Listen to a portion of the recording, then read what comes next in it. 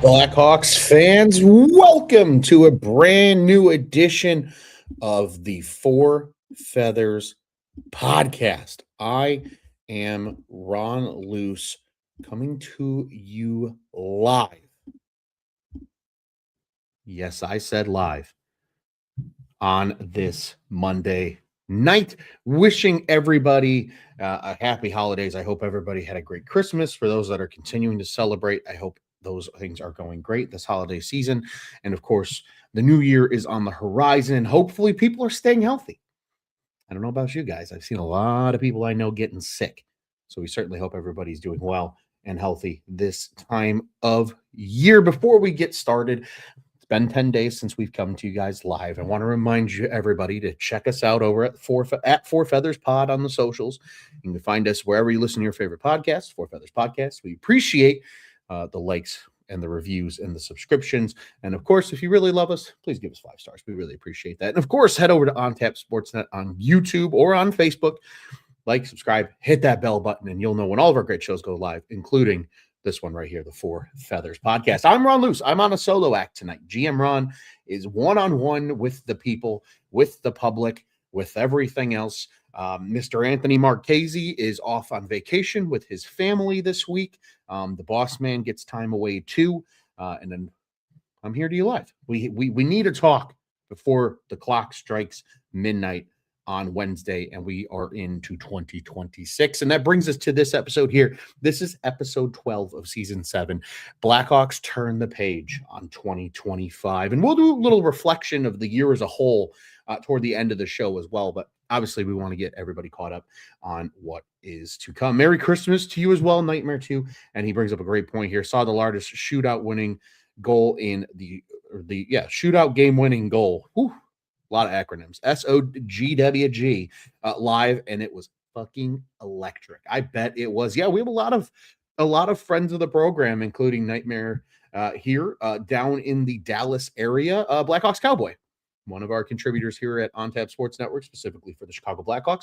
He was in attendance as well for that Saturday game, and awesome that the Blackhawks faithful down in Texas got to see a huge win because, again, this is not a Dallas Star team that is meh.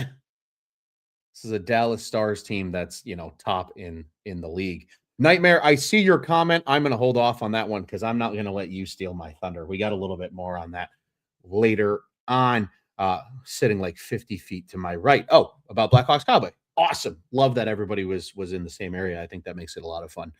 And, of course, makes it a great time anytime you see a victory. Speaking of victories, they've been hard to come by for the Chicago Blackhawks. Let's get into it, shall we?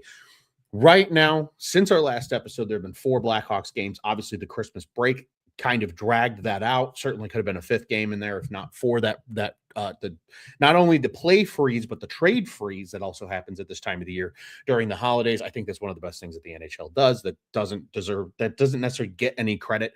Like, you don't want to be sitting at Christmas dinner being traded. Like, that's the last thing anybody wants. So I think it's great that the league says, you know what? We're pausing business for 5 days. Go be with your families. Go enjoy the holidays. And then on the 27th, if they want to trade your ass, so fucking be it. And I think that's a great move when it's all said and done. There's 4 games, as I mentioned, and unfortunately 3 of them were losses. That Ottawa game, 6-4 loss to the Ottawa Senators. The Philly game, 3-1 loss at the United Center just before Christmas. And, of course, this literally just yesterday, Sunday at the United Center against the Pittsburgh Penguins. That Pens game was rough. I can tell you right now. I watched the 2 games over the weekend. I actually got to enjoy Blackhawks hockey for those 2 games. Also watched that Ottawa game as well. And I'll tell you what, that Ottawa game was fun, man. Like, I'm not one to talk about losses a lot when we are not just recapping a single game. But that game was fun because they didn't quit. And I know, the Ottawa Senators on paper, in the standings, really not that much better of a team than the Chicago Blackhawks are, but they have a lot more talent, right? They're deeper, they're younger. They have all of, a lot of their core pieces already in place, right? Jake Sanderson's a great player. Thomas Chabot's a great player. You talk about, obviously, their forwards, Brady Tkachuk, guy I would love to see in a Blackhawks jersey. Of course, he's up there. Now you got Dylan Cousins there after the big trade last year. So a lot of really, really good players up there in Ottawa. Tim Stützle, of course, as well. And man, especially after that first period. I remember watching that first period going, that was awful. Like they just did not look ready to play. They looked like they were sleepwalking through the first 20 minutes. And then out of nowhere, they came out gangbusters in that second period and actually looked like a real fucking hockey team. And I think that was so critically important for them. Again, I know losses have been losses, but I believe like what Jeff Blashill says, if you don't have good process, I don't care what the results are. It doesn't fucking matter. Right. So huge, huge, huge when it's all said and done and what's to potentially come of that. I think that's the real critical key with that game. Also fun because Nick Lardis scored his first career NHL goal. It was a beautiful play as well on top of it. I think, sometimes those milestones go unnoticed or kind of lost in the grand scheme of a season, especially when it's in a loss. I think we all recall Connor Bedard's first few games, right? He got his first career point came in a win, and he was all smiles for the camera, but then his first career goal came in a loss and he wasn't all smiles. I think Nick Lardis was all smiles for that one. That's a huge monkey off his back. It's too, especially after kind of a rough first few games as a Blackhawk, right? Came out against Detroit, didn't really do anything. Of course, it was a terrible game for the Blackhawks. They keep following that up, keep following that up, keep following that up. And I think it was a little tough. But for him to get that monkey off his back, I think was why that game was so cool. I think the Philly game was what it was. I think, I recall the quote from Jeff Blashill right ahead of that game saying, this game's important and everybody's got their thoughts to the next few days because it's Christmas and family and tradition and yeah. And he brings up a great point. It's a very easy game to be distracted. And the Blackhawks were just outplayed. The Flyers are a better team. They're competing in the East right now for a playoff position. They're bouncing kind of between, that back end of the top three in the Metro and the wild card position. A good hockey team when it's all said and done. They obviously improved significantly. Trevor Zegras leading the team in scoring. That was just a tough night for the Chicago Blackhawks. And then, of course, they bounced back. We're not even going to talk about Sunday's game. They sucked against the Penguins. The garbage time goals are fine and dandy. Whatever. When you're down 4-0, that's a tough start. A tough start for Spencer Knight. Arvid Soderblom, I think, did as best as he could after literally playing 24 hours before. But that's the game we want to talk about. A shootout winner against the Stars. And just the way that they kind of took care of business, right? Dare I say, it wasn't necessarily sexy. It wasn't necessarily, you weren't blown away by the fact that they got the win. Like, wow, they came out and just took care of business. But I'll tell you what, they got ahead and then they kept fighting back. And I think that's the thing I love most about this team right now. I'm going to take a quick pause because I do want to get to a couple comments here. Happy Monday. What's up, everybody? Happy Monday. And what's up to you, Daniel Berry Sports Highlights? Certainly appreciate everybody jumping in the comments. Nightmare dropping some more comments as well here. He says, unless you're in line for first overall, I deal the ones for Brady. I think you get a deal at least one of them. I think it's completely possible. And it's a draft where that, in my opinion, that pick is going to carry a lot more weight compared to like last year's draft, for example, right? It was last year was everybody said it's a weaker draft class. It's not going to be as good. This coming 2026 draft class is one to really keep an eye on, and I think we're starting to see that, right? That's kind of the thing here that I think we're really starting to see. So completely agree. I would trade again at least one of those ones for Brady, maybe both, depending on where you fall. And again, how confident do you feel, right? We've seen Kyle Davidson when speaking on the rebuild, especially recently. Great article from Ben Pope over at the Chicago Sun-Times, just kind of breaking down what Davidson has in mind. And there's still a long way to go. And right, we're seeing that right now, right? Connor Bedard being out of the lineup, Frank Nazar being out of the lineup. When you miss your top two Cs, there's really nobody else to pick up the slack right now. Outside of a handful of guys that probably by the time you're truly competitive or maybe not even on this roster, or they are, true, hey, we're bringing you back on another contract. You have a specific role, play that role, do your thing. So we'll certainly wait and see, obviously, over the long term. But I think, he also said they might be a little bit away from making those big splash plays yet for like a Brady Tkachuk. Maybe that's the trade they make when he's in the final year of his contract. I think he's got 2 more years after this one.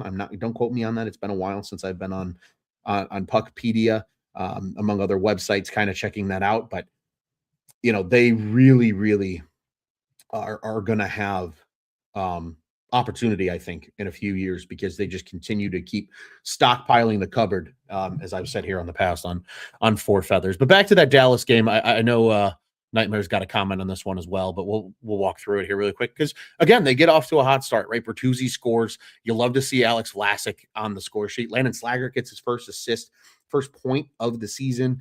In his return to the NHL after being sent down to Rockford at the end of November. Nils Lundqvist, of course, they retaliate and score. I mean, Mikko Rantanen and Wyatt Johnston. Johnston had 3 assists in this game. Rantanen had 2. I mean, those are the 2 of their best players in Dallas. So, of course, you knew they were going to get in, but great effort by Jason Dickinson in the second period to give them the lead again. They did end up crediting Lev Shinov with an assist on that one.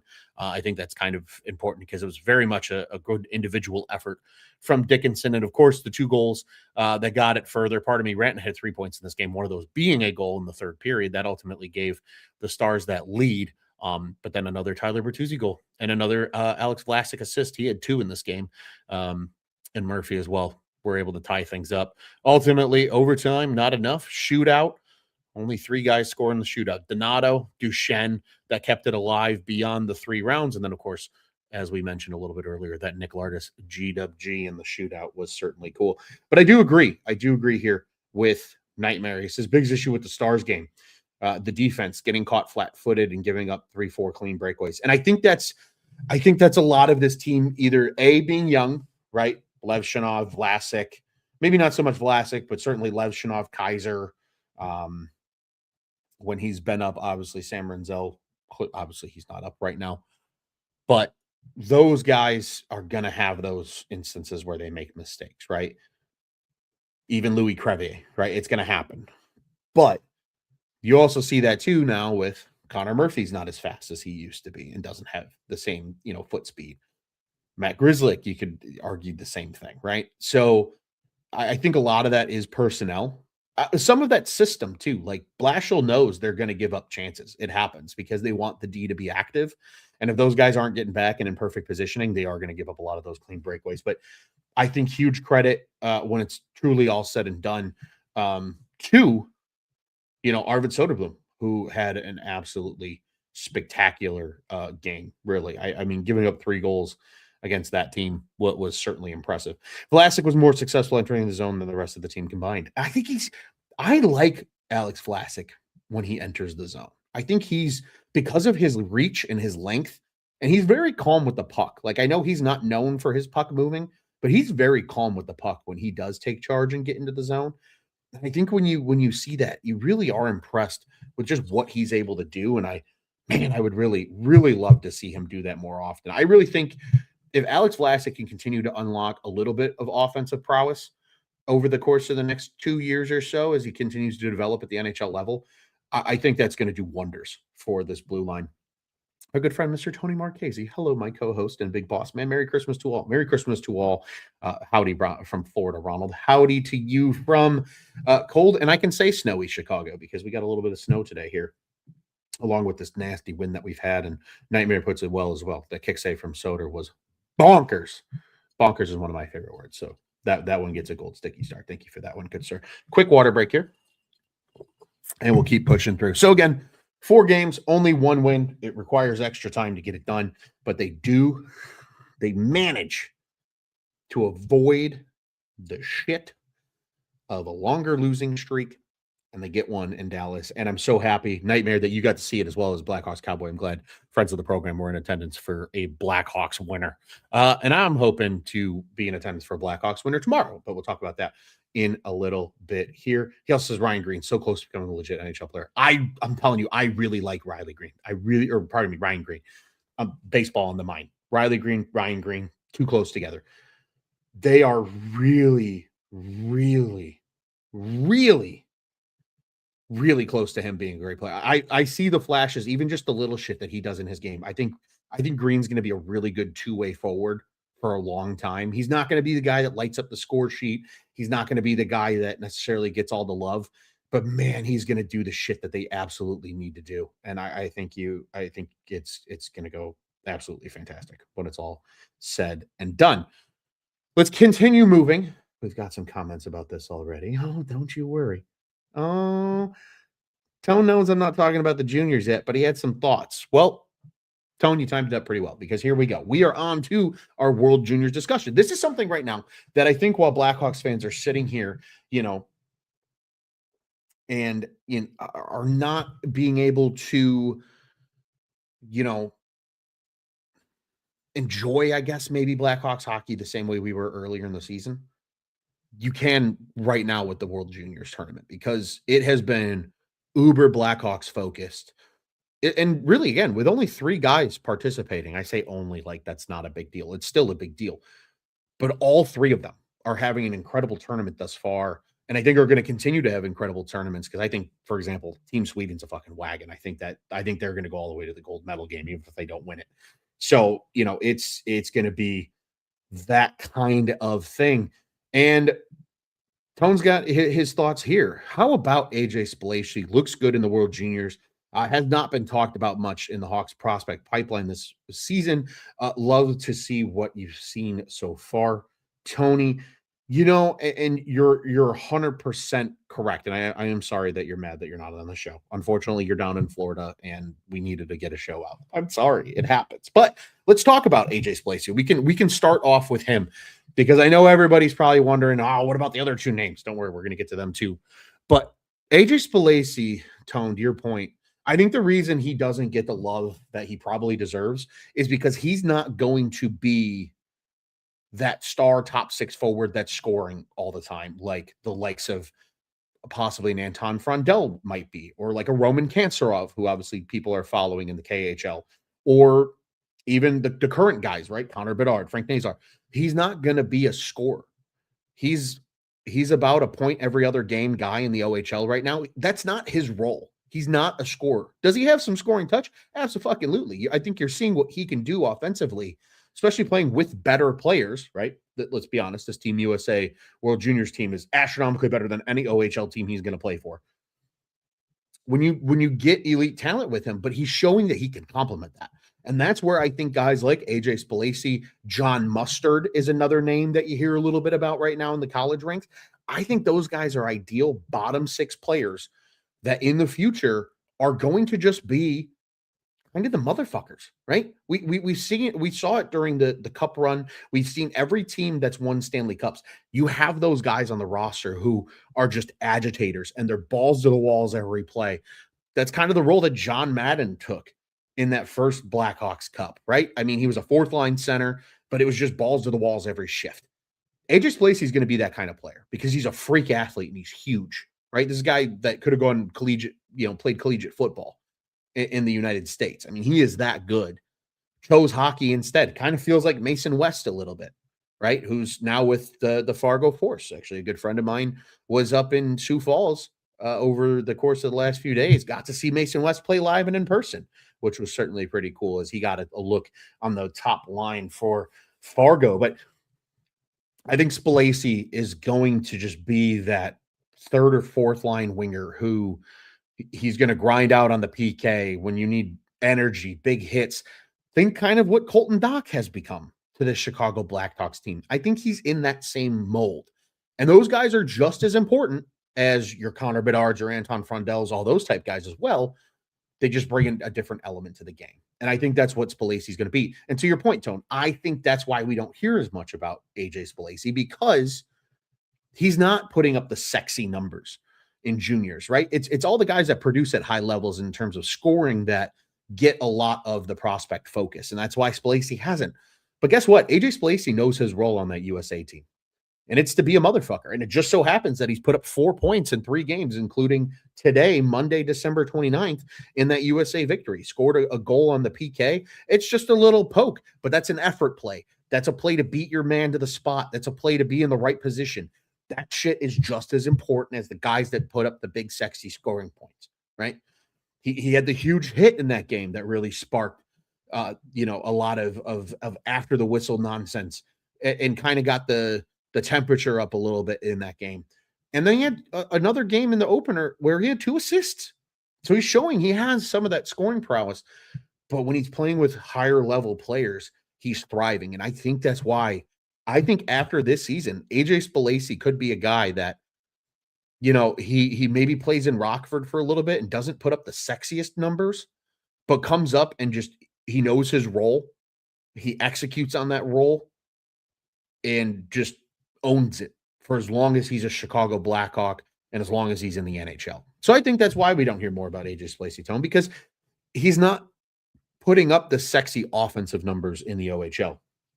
But he's had a great tournament so far, and I think he's just as worthy of discussion as the next two names that are on our list right now, and that is Anton Frondell and Vaclav Nestrasil. First, we'll start with Frondell, obviously the sexy pick, the number 3 overall pick in the 2025 NHL draft. He's off to a hell of a start in this tournament. 5 points in the tournament so far. He's tied for first in goals with 3 in 3 games. He has 2 assists on top of this. Well, that puts him third in the tournament in points. He's getting really comfortable on that right face-off dot and just ripping one-timers. Nightmare says it here. Bertuzzi, Bedsy, Frondell on a power play line would be filthy.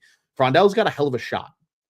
And I think what's so important about this tournament for everybody that's watching with Anton Frondell, and I know he's one of the best players in the tournament, right? He's a high draft pick. These are under 20 year age players, right? But he's showing that he can play on the smaller ice. And I think that's very key. And he also knows his role on the smaller ice, right? He doesn't need to be the fastest guy on the ice because there's less space. He doesn't need to be the most physical guy on the ice necessarily, but he's got great size and he's not going to just get pushed around all the time. But son of a bitch, he's going to find the open area. And if you feed him, he's going to fucking rip that shot. And that's what the Blackhawks want. That's why I don't think he's a center in the NHL. I think he's a perfect winger. You put him on Bedard's line, you put him on Nazar's line, you put him in the top 6 on the wing, and you let him do exactly what he's done in this tournament. Just fucking crank it. We might be changing the just fucking crank it graphic. I think it's original. It's Alex DeBrincat, I believe, from back in the day is the silhouette. We might be changing it to Anton Frondell in the future because this guy's got the shot, and you're seeing it right now in this tournament. I'm so stoked to get on X every single day of this World Juniors and just see Frondell's name continue to pop up, winning, player of the game. And it's huge because that's part of his development and playing on the smaller ice, right? Tony had mentioned this before, right? About how, there was concern about the translation from the European ice to the North American ice. He's playing on North American ice and he looks good. He's fucking ripping it. I'm not really worried about Anton Frondell. I think Anton Frondell is going to be just fine, truthfully. And that shot, remember that shot because that's what's going to get him to the show when it's all said and done. A couple more comments here. Nightmare, give me all the motherfuckers, all of them. Yeah, hey, bottom 6 guys are just as important as top 6 guys. They just have different roles. And then another comment here from Nightmare as well. You have 2 stud smaller centers. You can afford to make Frondy a big winger on those lines. 100%. Absolutely agree. And that's why, that's why I think like a Roman Kantsarov, I think he's going to be a great player, but he's going to need to play on a line with another big guy. That's why I think Kantsarov is ultimately not going to play with Bedard. This is just weird Ron Luce foresight of what I believe, but I think if you're really trying to predict, which none of us know what the fuck's going to happen, but if we're really trying to predict the top 6 right now, based on young players that are in the system or currently with the team, obviously Bedard's your 1C, Nazar's your 2C at this moment. You're probably looking at Kantsarov playing with maybe Nazar and like another big winger. Maybe that's Bertuzzi. Maybe that's an Ilya Mikheyev type player, right? Size, speed, things like that. Guys that are willing to go into the dirty areas and open things up for your creative offensive players. And then I could see an Anton Frondell playing with, a Connor Bedard. And that's where maybe like a Ryan Donato makes a lot of sense, right? Because he does have some of that scoring touch where he can certainly balance out those guys on that top line. He can take draws for you. This is also where I think Ryan Green could be great in that role. Be the guy that just digs pucks out, because he's shown he can play well with Connor Bedard. And I think that's incredibly important. We saw guys like Chris Kunitz and Pascal Dupuis put up incredible NHL careers because they played on the same line as Sidney Crosby. I mean, if we're being honest, the best player individually that Sidney Crosby has probably ever played with on his line routinely was probably Jake Gensel. Otherwise, good NHL players. Don't get me wrong. Like Pascal Dupuis was no little name before playing with Crosby. Kunitz kind of the same way. I mean, he made a name for himself on an Anaheim team that won a Stanley Cup. But when those guys got in that line with Crosby, they knew how to play with elite talent like Crosby. I think we're starting to see Ryan Green learn how to play with elite talent like Connor Bedard. I could see a line of Bedard, Frondell, and Bedard, and Green, Bedard, and Frondell, pardon me, at some point in the future. And I think it would make a lot of sense. So, hate to go off on a little thing there, but that is what it is. Brady fucking Kachuk and cancer. I can't spell on Ruski. Cancerov. Yeah, man. I mean, that would be sick too, but we'll have to wait and see.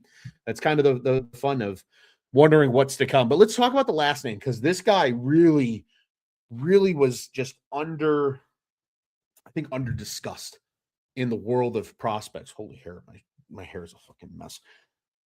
In the world of Blackhawks prospects, Vlatko Nestrasil has not, I don't think, gotten enough love. Good friend of the program, incredible content creator, the prospect Don, Mr. Anthony Donati himself, has done a lot of great, sharing, analysis, things like that on Nestrasil. And it's probably one of the few people that's constantly, I'll call it pumping his tires a little bit. But Nestrasil he's big. He can grow into that frame still. And he's having an incredible freshman season at UMass. I mean, he's one of probably the better freshmen in NCAA right now. He's certainly not the dude, but he's up there. He's having a really respectable year. He's doing a lot. I think he's setting a couple of UMass freshman records. And this is a guy that they took at the back end of the first round. We got to give a lot of credit to what Kyle Davidson has done at the back end of the first round, just as much as what he's done at the front end of the first round. Because here's the thing, and a lot of people don't realize this. Once you get past, I believe it's pick 12 in the first round, statistically speaking, there's about an equivalent chance that a late first round pick, so somebody that's picked between 12 and now obviously 32 with 32 NHL teams, in that range, has the same likelihood of making the NHL as a guy that's a third round pick. I don't know the exact statistic. I remember reading it years ago, and it's always stuck with me. And that just shows you have to be able to draft and develop in the second round, right? We've seen Tampa be great at that. We've seen all the good teams that have been good for a long time get guys like Nikita Kucherov in the second round. Oh, weird. The Blackhawks got a Russian named Roman Kanserov in the second round. Go figure. You need to be able to hit on those guys just as much as you need to hit on the high-end talent, right? You can make the argument, oh, well, they've hit on Frondell, potentially. He looks really good right now. They've hit on Connor Bedard. You hope they've quote-unquote hit on Kevin Korchinski. Hopefully, he gets to that point in the future. Sometimes you're going to miss on high-level talent.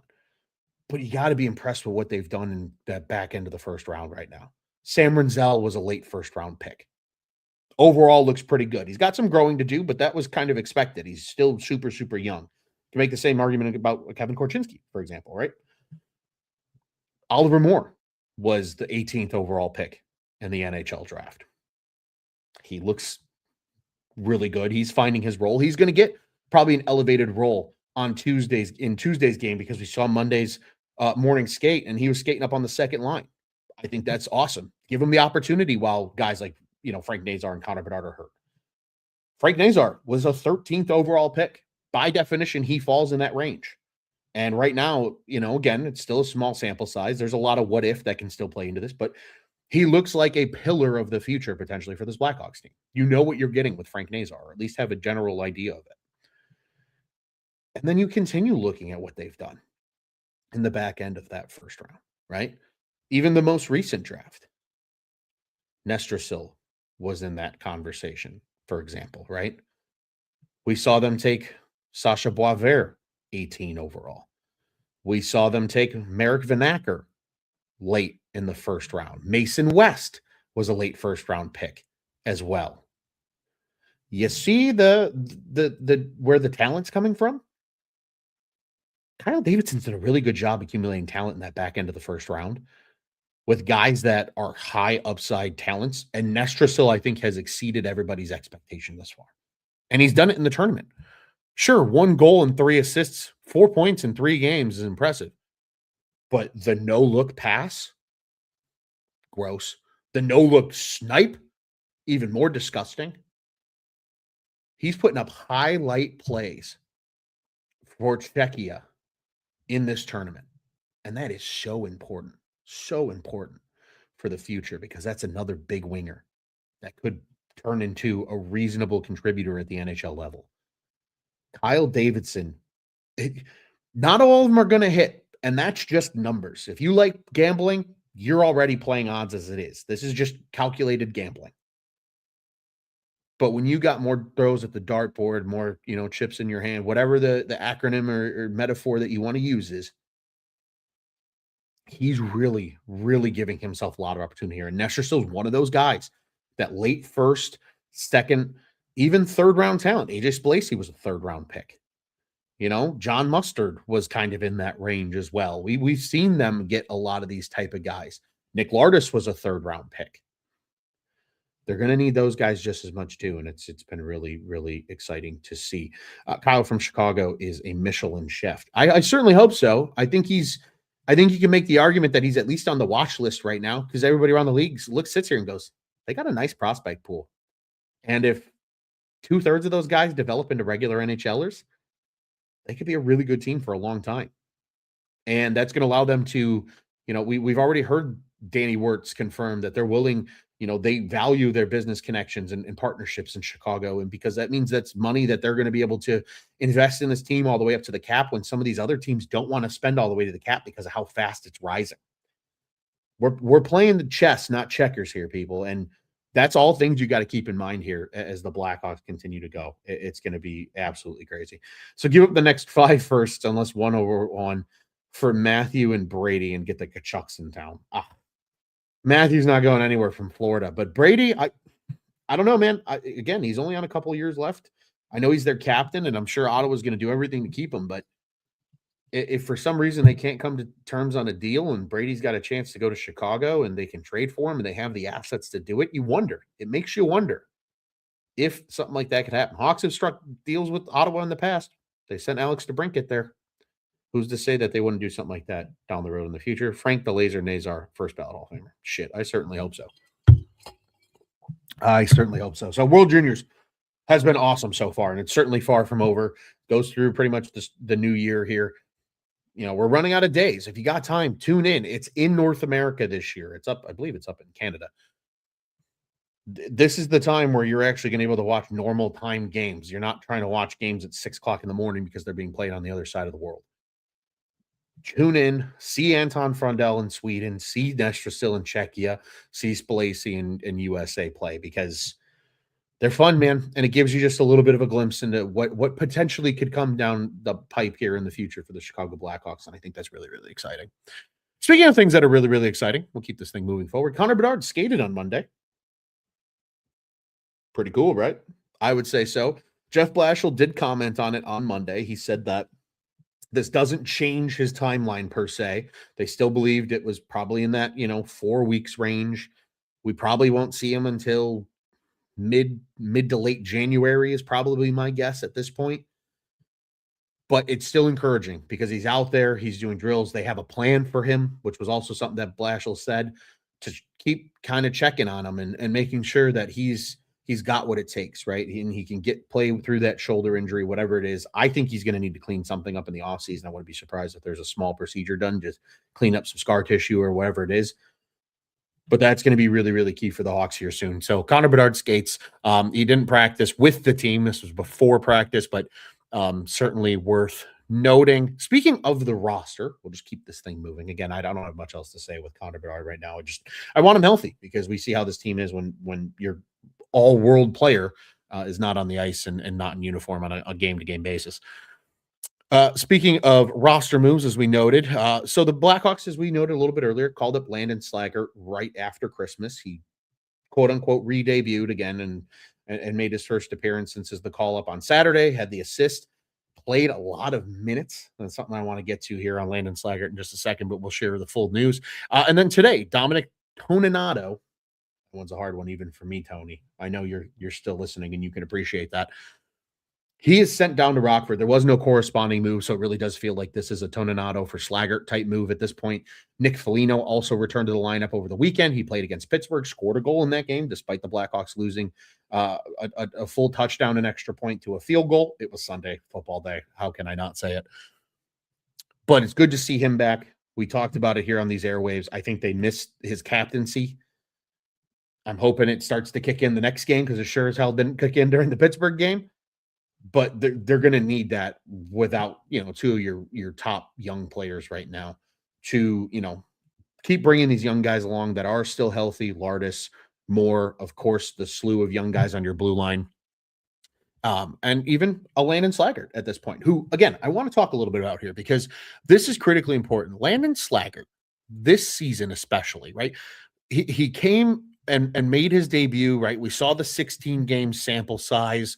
He got 4 points. People are a little excited. He's shooting a little bit. Really did a nice job playing on Jason Dickinson's wing. They're really good defensive line. And people were starting to hope, like, oh, maybe this is a bottom 6 guy of the future. Played about 11 minutes, 16 seconds. Then last year, you see more of him. He's averaging over 12 minutes of ice time, but he's really not shooting the puck. Only 34 shots on goal. For reference, in 16 games, he had 14 shots on goal. In 33 games, he had 34 shots on goal.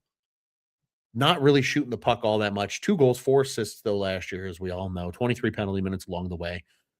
Things were looking up. And then it felt like this year he was just kind of lost. And not necessarily lost in like his game, but just lost in where he fit in this lineup. Wasn't quite the fourth liner they wanted. They did a lot of the 11-7 early on in the season with Renzel and Crevier. So we really didn't get to see a lot of Landon Slaggert. And that's kind of where I wanted to bring this to, because I'm looking at his game logs from this year. The most amount of ice time that he played in any given game, and I can pretty much tell you based off what I know that either injuries or they were just losing is probably the reason some of these numbers are inflated. He played 11:34 in that game against Buffalo back in November when they got their ass kicked, right? Of course, you're going to roll full lines. You're not going to overtire your top guys when you're down that much. So he played his most minutes then. 10:48 against Winnipeg at the end of October. Okay. 10:55 against the LA Kings at the end of October. Okay. 11:22 at Tampa Bay, which was a big win for the Hawks. If you recall, that's the one where they came back. The Donato goal still very much sticks out in my brain. He's in that game playing 11:22. But then all of a sudden, right, his last game in uniform, just 4 minutes and 53 seconds. And he was playing between 6 and 10 minutes pretty much routinely outside of the games mentioned, and wasn't even in the lineup for a lot of other games. But the last 2 games, he's been in the lineup for both Dallas and Pittsburgh, playing very high up in the lineup, getting a lot of opportunity because of the injuries right now. 14:53 against Dallas, had the assist, as we mentioned, on the first Tyler Bertuzzi goal. That was his second point of the season. It was his first assist. So, pardon me, he did score in that game against the New Jersey Devils way back in November, that TNT game, where Jack Hughes then afterwards ended up cutting his hand at Chicago Cut. That was that game. And then this last game, he didn't tally, but he was a +1. Which, think about that. You give up 7 goals and you're a +1 player. That's still pretty good. 21 shifts. He had 22 shifts against Dallas, 15:07 of ice time.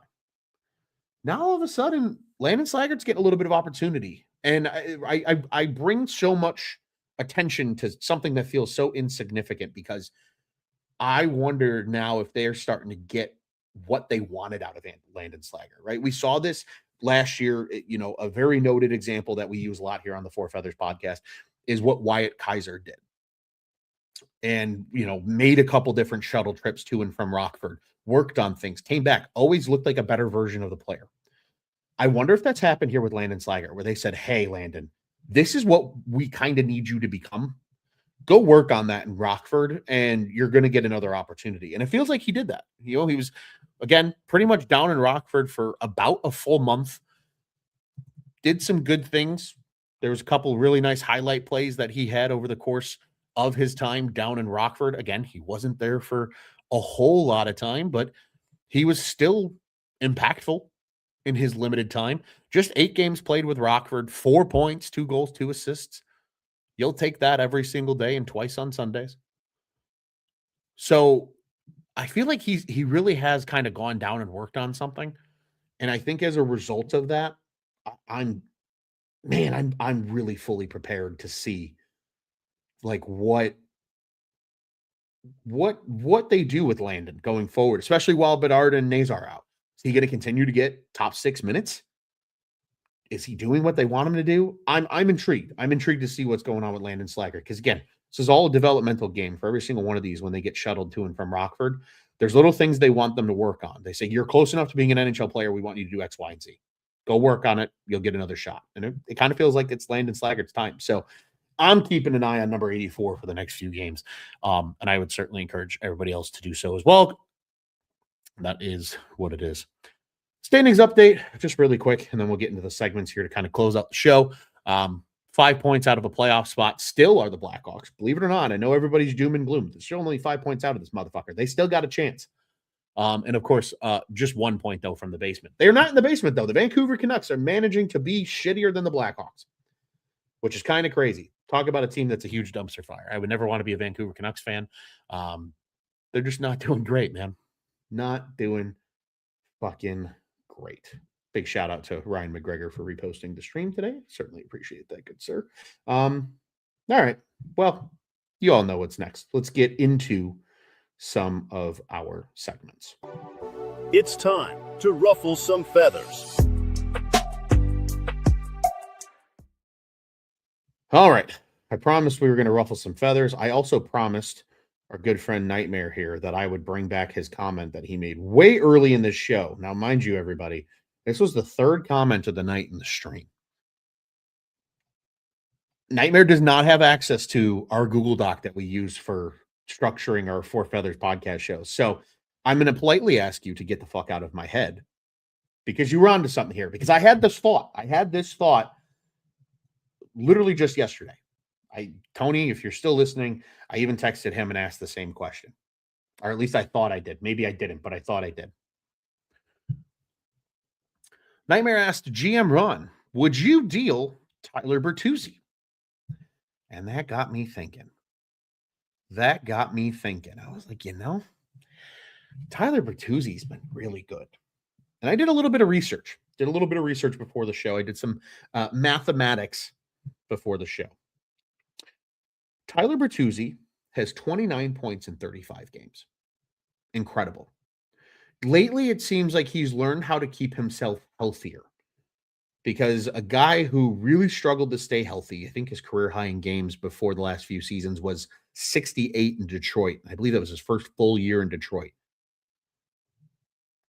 He's learning how to stay healthy. 80 games with the Toronto Maple Leafs in that season before signing with Chicago. He played all 82 games last year. So I did this based on an 82 game calculation here. Right now, Tyler Bertuzzi is on pace for, I believe it's 68 points as it stands, which would absolutely be a career high. His career high before that was 62. And he's on pace to score, believe it or not, 44 goals over 82 games. He's got 19 and 35 right now. And he's continuing to produce without Connor Bedard. 3 goals over the weekend. He had 2 in that game against Dallas, had 1 in the game against Pittsburgh. Pretty much a buzzer beater right before the end of the game. It begs me to ask this question because Nightmare asks his question. So I'm gonna bring it back up. He also adds here Bertuzzi for a mid-range 1. Sir, you asked me, would I trade Tyler Bertuzzi? Would I trade him? No. I think he's actually too valuable to this Blackhawks team. And quite honestly, I think he's one of the guys out of all the veterans that are kind of still on this team right now, that when this team's truly competitive, I could see him still sticking around and having a role here in Chicago. So no, I would not trade Tyler Bertuzzi. And he agrees. I'd keep him too. I'm just curious if teams now call the Blackhawks on Tyler Bertuzzi. And that's more where my thought goes. To that question, I say, yeah, I would be shocked if Kyle Davidson doesn't field at least 4 or 5 calls on Tyler Bertuzzi before the deadline, especially if he keeps up this pace. And he's pushing 30 goals by March, right? I guess statistically that's probably unlikely. Let's say he's in the high 20s by March. That feels a little more reasonable. Even mid-20s. His career high in goals is 32. So if he's trending toward breaking that number, somebody's at least picking up the phone and calling Kyle Davidson. Now, mind you, he does have modified no trade protection. So there is nothing that guarantees that he's going to be moved because he can have a little bit of control of where he would go. But you do wonder if a team comes and just throws the house at you and says, we want Tyler Bertuzzi because we have him under contract for all of the rest of this season and 2 more years at a very respectable $5.5 million a year. I think he's $5.5 million. Yes, he's $5.5 million. I really find it hard to think that a team's not going to at least call Kyle Davidson. In fact, David Pagnotta, the fourth period today, wrote an article, very just quickly, briefly touched. It was literally one paragraph in a very nicely written article that said he's curious about the Hawks and what they do at the trade deadline because there's a lot of expiring contracts on this roster. And we've talked quite a bit about a few of them here on the Four Feathers podcast over the course of this season 7 here. You know, the likes of a Jason Dickinson, the likes of an Ilya Mikheyev, the likes of a Nick Foligno, the Sam Laffertys of the world, Matt Grzelcyk's, Connor Murphy's, right? All these guys on expiring deals who absolutely could have value to a team that's making a playoff push. I especially think Jason Dickinson, Ilya Mikheyev, and probably maybe Nick Foligno as a fourth line guy. I think those players for sure, right? Dickinson can win you faceoffs. He's got some offensive ability. He's a really good defensive center, and he seems to be back to that because I think he's fully healthy this year, unlike last year where he really struggled. But I'm telling you, I think it's really, really interesting to just see what happens with Tyler Bertuzzi because I really do think there's going to be a lot of chatter about like, hey, teams are because remember Frank Saravelli now makes regular appearances on CHSN. He's well connected with the Blackhawks, probably more than any insider. I would not be surprised if you see him make a few mentions of Tyler Bertuzzi's name, at least being in like phone discussions. Probably for the report to just say the Hawks really don't want to deal him and don't really plan on dealing him, but they're at least fielding the calls. And I'm really interested to see what teams would value him at because he's 30, right? He's in the prime of effectively of his career. You know, if you're going by the human calendar, right? 28 to 32 is technically your prime, at least athletically speaking. But I really do wonder how many calls they're going to get because I really am curious because I think he's got a ton of value, and he's showing that he can score with Connor Bedard, he can score without Connor Bedard. He obviously elevates his game a lot with Connor Bedard, and he's also just a menace in front of the net. I mean, he's one of the best front of the net players in the league. I mean, all but 2 of his goals have come from like 3 feet out this season. That's just kind of been the name of the game for Tyler Bertuzzi. So very intrigued to see that. This one comes from Nightmare 2 as well. It says, I think you keep Bertuzzi because Bedard likes him. I'd be cool dealing all of the other names you just mentioned, even more so. I'd say they absolutely should. I think they should only if they don't have a future here. So what I mean by that is I'm going to pull up the Hawks roster here really quick just to refresh my memory. So you've got Sam Lafferty, Jason Dickinson, Nick Foligno, Ilya Mikheyev, all on expiring contracts. Connor Bedard as well. We all know he's not going anywhere. Colton Dach also an expiring contract for what that's worth. Connor Murphy, Grzelcyk as well in that conversation. Even Ethan Del Mastro, who I think is a name that people would keep an eye on. And then, of course, Laurent Brossoit, right? Also still hanging around the organization. We don't know what his future looks like. These are all names, though, that they could absolutely deal. I look at this roster, though, and I say, I don't think Jason Dickinson is the type of guy that they say we need him for the future because I think you have a version of him in Ryan Green. I think you have a version of him potentially in Oliver Moore, where these guys can be really good, kind of third line centers, give you some offensive prowess, learn to win draws. Green already a pretty good face-off guy himself.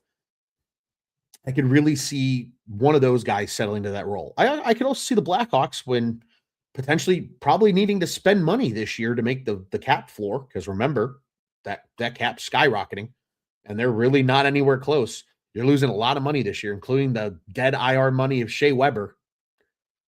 They're going to have to pay somebody. I could see a world where they pay a third line center a shit ton of money for like 2 years and say, hey, come fill, a bottom six role with us because we need to just make the cap while all of our young players are not getting paid. And sure, the cap floor could come with Bedard. You're 100% correct. But even then, I mean, we're talking it's going to be hard. It's going to be really, really hard. So pardon if my signal dips in and out here a little bit as I'm doing this, being on the website. But here we go. Per Puckpedia, you are losing $4.5 million of Nick Foligno, $4.25 million of Jason Dickinson, $4 million almost of Ilya Mikheyev. I think they keep Ilya Mikheyev, and we'll get to that here in a second. Sam Lafferty's $2 million. Colton Dock, even if he gets a small raise, you're probably looking at nothing more than like $2.5 million on like a 2-year deal for him. Frank Nazar, $6.5 million, does kick in next year. So that is worth noting. That kicks in. And of course, Connor Bedard, let's say that's another, we'll call it $15 million for shits and giggles. That still only puts them at $45 million for next season. Now, if you re-sign Mikheyev to something similar, that puts you a little closer to $50 million. But mind you, I think the cap floor is going to be close to $60 million. And on your defensive side, Grizzlick's money falls off. 4.4 of Connor Murphy falls off. 7.8 of Shea Weber falls off. They only have $8.1 million right now committed to their blue line next year. And most of that is Wyatt Kaiser and Alex Vlasic at 1.7 and 4.6 respectively. I mean, hell, Seth Jones' 2.5 is keeping you afloat there. But you're losing Laurent Brossoit's money as well. Spencer Knight's extension kicks in, but that's only about a $1.3 million raise. You're losing almost not even almost, a full $3 million of TJ Brody's money that falls off next year. They're going to have to sign like one or two young guys. And I like this idea as well. You could Ronald Acuna some of the young D-men. You 100% could. And for the non-baseball fans out there, they paid Acuna before he was a superstar, and he's on a ridiculously good contract down in Atlanta for the Braves as a really good young player. That's kind of what Atlanta does. They get their young players on guaranteed money sooner, so that way they can pay him a little bit less. Really what the Blackhawks did with Alex Vlasic, in my opinion, right? 4.6 is going to look like a steal for Alex Vlasic in like 2 years. It already is kind of a steal for what he brings to the table.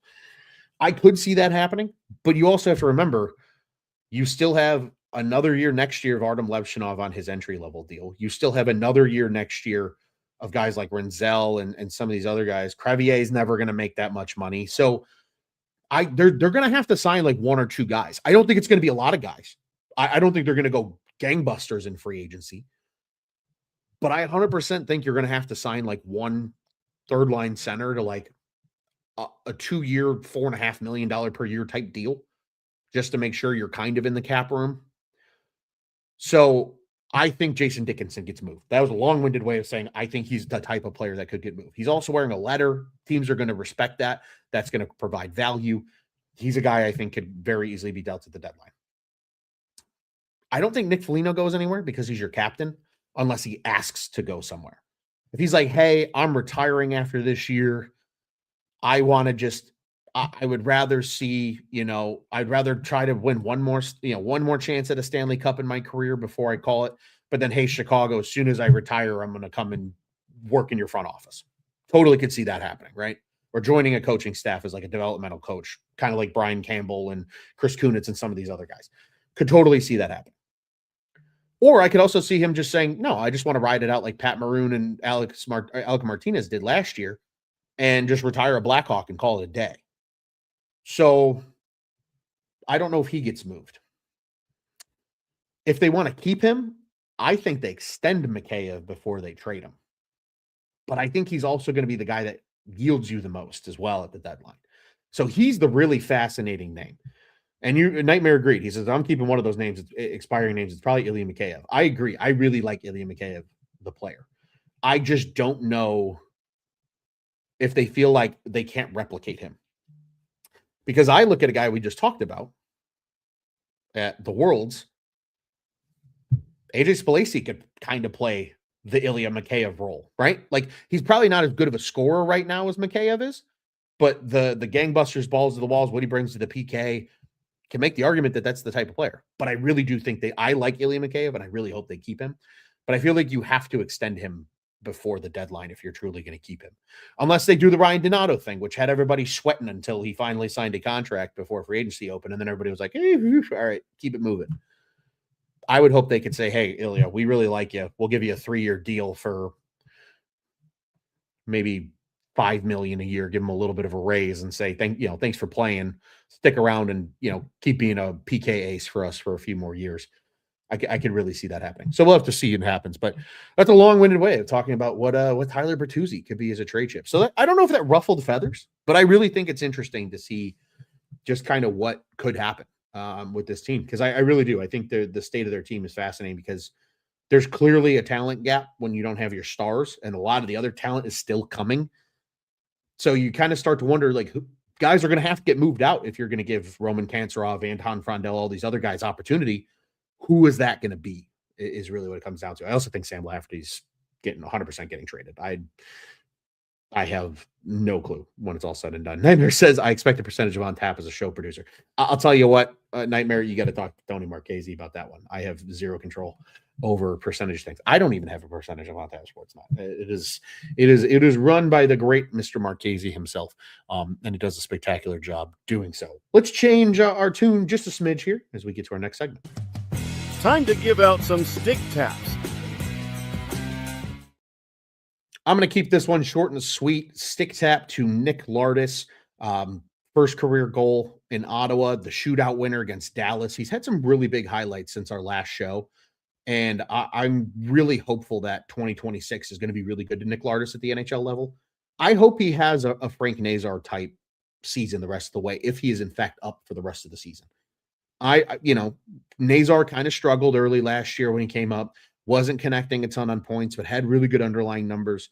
Lardis is not necessarily in that same category right now where he's necessarily driving offense, but I want him to get hotter and hotter as the season progresses. So that way, when we all sit here in April and are craving Blackhawks hockey in October, we can all kind of circle Nick Lardis' name and say, he's a guy we have to watch because he just got better and better as the season went on and has made a name for himself. And he's absolutely one of the prospects we're keeping an eye on. That's what I want to see. And so stick taps to him right now. Huge career milestones, an awesome highlight in Dallas. You help your team break a nasty schneid of losses. You avoid a 7th consecutive loss by winning that game. Awesome stuff. Nick Lardis, stick taps. And hey, you know what? Stick taps to you, Mr. Nightmare, too. Good friend of the program.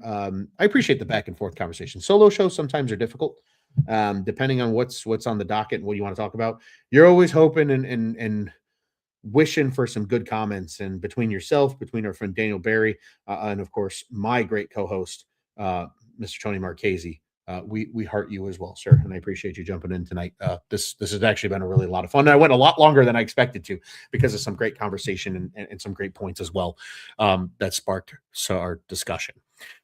Finally, let's get to it. What's on tap next? Well, the Blackhawks are in action one more time in the year 2025. It is tomorrow night, Tuesday. If you're listening to this on Tuesday as you go to work, tonight's game against the New York Islanders. I will be in attendance. I'm very excited. It's been a little bit since I've been at the UC. I haven't been at the UC since about Thanksgiving time. So really, really excited about that.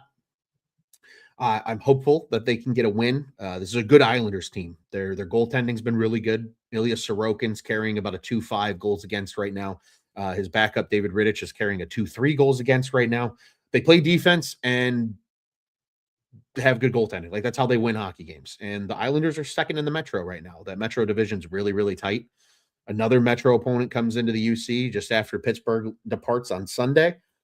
We'll get to see the Islanders in action. They're led by, Matthew Schaefer. I don't know if we're going to see Matt Barzal because he might get suspended for the two-hand slash to Mason Marchment. If you haven't seen that yet, head over to X and just type in Barzal Marchment, and you'll find it quickly. Marchment went knee to knee with Matthew Schaefer, number 1 overall pick this year in the draft. He's been phenomenal for the New York Islanders, by the way. What a get that was for them winning the draft lottery. And nasty knee-to-knee hit. Barzal didn't like it, came over, took exception, and just two-hand tomahawk chop right to his legs. Probably deserving, but there's very good chance he's going to hear from the league, and he might not be playing in this game, or at least he'll appeal it and probably at least get to play one game. So we'll have to wait and see there, but leading scorers, Anders Lee, a guy who if you recall, was in kind of the Blackhawks rumor mill at one point in time toward the end of last season, which we're going to get to here in a second. And then, of course, I'm really excited to see Matthew Schaefer play live. I think that's going to be really cool. Going with a good friend of mine, my friend Aiden. Tomorrow's actually his birthday, and that's why we're going to the game. So super, super stoked about that. Happy birthday, Aiden. Love you, buddy. Appreciate you. And can't wait to celebrate tomorrow at the United Center. But after that, it's 3 games in the new year, and that'll be right about the time that Mr. Marchese gets back from Florida, and we'll be able to join you guys before the Blackhawks jump onto TNT against the St. Louis Blues in that first full week of January. But before then, it's 2 games at the United Center. Thursday, January 1st, on New Year's Day, it's a 7:30 game against Dallas at the United Center. Hey, if you're off on New Year's Day, get out to the UC, go watch some Blackhawks hockey. No better way to spend it. And then Saturday, they are in Washington, D.C. That's a 6 o'clock local time start against the Washington Capitals. That'll be a tough game. And then Sunday, January 4th, against the Vegas Golden Knights. It's a 6 o'clock game. That is also the Brent Seabrook bobblehead night. So if you are, again, looking for some cool giveaways, the Brent Seabrook bobblehead for, I believe it's the first 8,000 fans in attendance. So if you're going to get there early, and you can get yourself a pretty cool bobblehead when it's all said and done for Sunday's game. And then again, we'll still see the Hawks quite a bit at home in January. The next one will be a Wednesday night game against the Blues. I don't remember if they're on the road or not. I literally just looked at the schedule earlier, but we'll get back to that later. So really quick before we wrap up, normally this is where we would shut down the show, but I do want to just do kind of a little bit of a recap here of the year that was in 2025. This is our last show until the year 2026. So for full starters, Happy New Year. I hope, if you're into the Chinese calendar, 2025 was the year of the snake, and it was about, kind of shedding the things in your life that you didn't need, and, finding what you weren't there and you needed to take a step forward. And 26 is the year of the horse, and it's a year to really fire forward and go for what you want. I think the Blackhawks are in the same position. They kind of rid themselves in 2025 of what they didn't need. As much as I think we liked Luke Richardson on this program as a coach, clearly it wasn't working. Anders Sorensen took over at the end of last season. We saw some growth in young players like Frank Nazar. We were waiting for the Connor Bedard explosion kind of coming into year 3. And it was a tough end. It was a tough end, but there was heightened expectations. And yes, this year, it's been a tale of 2 seasons so far in the 2025-26 season, right? A team that was on the brink of a playoff position at Thanksgiving to now at the bottom of the standings due to some unfortunate injuries. But a team that's very much not out of it. And I think has overall shown us they've taken a step forward. And that's been key. And a big piece of that was bringing in Jeff Blashill over the summer, because he's brought an identity to this Blackhawks team. Fight for your teammates, right? We've seen it in the every shift videos that they've put out on the Chicago Blackhawks YouTube channel. We've seen the tenacity that he has behind the bench, not afraid to tell a ref that they're off their basis, bringing a fire to the bench, really for the first time since Joel Quenneville. Jared McCollington was not fiery. Luke Richardson really wasn't all that fiery. I think Jeff Blashill is what this team needed, and vice versa. And I think this team needed a guy, Jeff Blashill is a head coach again, after really not getting a totally fair shake against Detroit, or when he was in Detroit, pardon me. He kind of gets that second chance with a young upcoming team with some really good veterans and guys that are just good people. And you hear him talk about how much he loves this team and how much they love him. And it feels like it's meant to be. So they rid themselves of what they didn't need anymore. And I think they found what they want. I hope this Blackhawks team going into 2026 now, they sit here as of today, 14, 18, and 6. And I hope that means 15, 18, and 6 after the Islanders game. With 34 points, would be 36 if they win. But there's so much to come in 2026 to be excited about. And I hope we continue to see the growth of an Oliver Moore. I hope we continue to see the growth of a Nick Lardis. I hope we continue to see some of these veterans really find the opportunities for themselves. And Andre Burakovsky, a Tyler Bertuzzi, a Teuvo Teravainen, guys that are here for multiple seasons that are going to be a big part of helping some of these young guys along. This blue line taking another continued step forward. Maybe we get to see Sam Renzel again back in the new year here soon on the Blackhawks blue line instead of down in Rockford. Maybe we'll continue to see some of these other guys step up. And of course, Connor Bedard and Frank Nazar returning at some point. Frank Nazar's eating solid food again, which is awesome because everybody believes he broke his jaw. They said about 4 weeks. We're getting close to about 2 weeks through that already. So he should be back sometime in January, which will be huge. I hope he's Bubble Nazar too. If you remember Bubble Bedard, you know the vibes I'm going for. And then Connor Bedard, when he returns, picking up where he left off with his torrid pace, 44 points through 31 games. He's still the team's leading scorer, and it's not even close. He hasn't played in how long now, right? Those two coming back, and then a potential injection of youth at the end of this season. Guys that might sign after their collegiate years. A John Mustard, maybe an AJ Spalacy getting a cup of tea if his OHL team doesn't have a deep run in the playoffs. Seeing something like that. Realistically, he probably goes to Rockford on the ATO, if anything, but still an exciting possibility, right? Seeing that growth. Roman Kanserov, Anton Frondel potentially joining this team if the stars align and the schedules work. There's a lot to be excited about in 26 with the Blackhawks. And then an important free agent or important offseason coming up. Another draft with a ton of draft capital, a bunch of second-round picks, a couple first-round picks. Those first-round picks right now looking pretty good because Florida struggled out the gate. I think they're going to be in the playoffs, so that pick is probably going to end up being a late first round anyways, but so be it.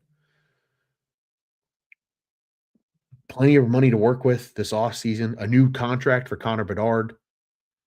There's so many things to be excited about in 26 with the Blackhawks. And yeah, 25, whether it's in your personal life or whether it's a hockey fan, maybe wasn't what we all wanted it to be.